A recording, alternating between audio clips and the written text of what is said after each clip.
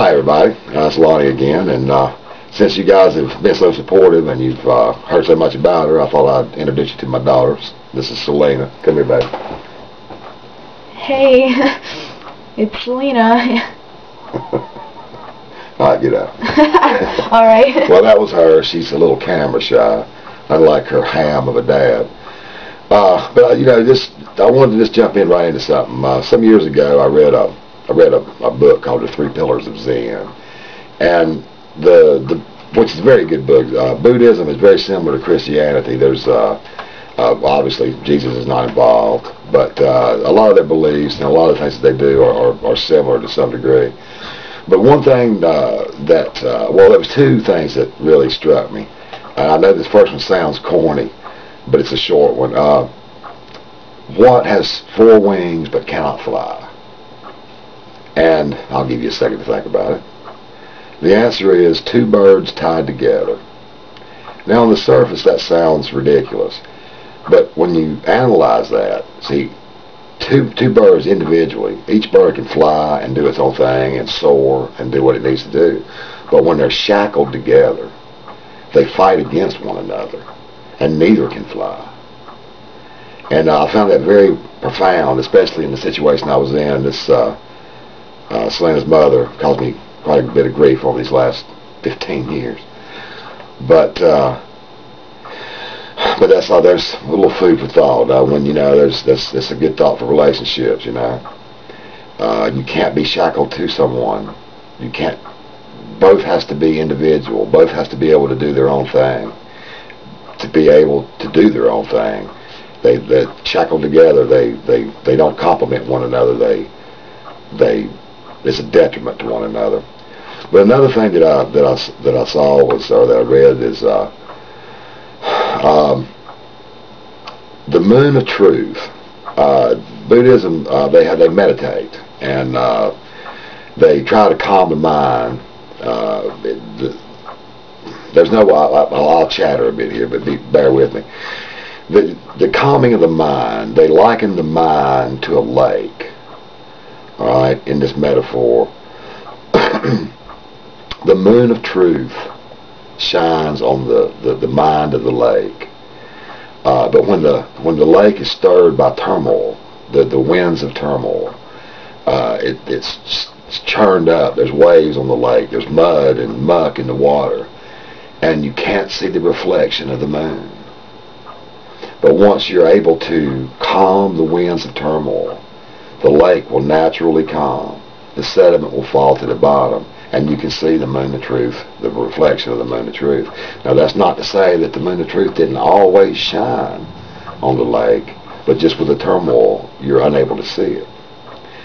And I really liked that. And at the time that I read it, I didn't know what anxiety was. I had it, and it raged constantly, but I didn't know what it was. It hides itself. The dragon hides itself. It doesn't show its face. Everyone else can see it, but not you. And if you drink, then he really comes out. But I also used to say that the enemy talks to you all the time. You can just hear him better when you drink it. But I think that that Moon of Truth story is it's very representative of the way that we are.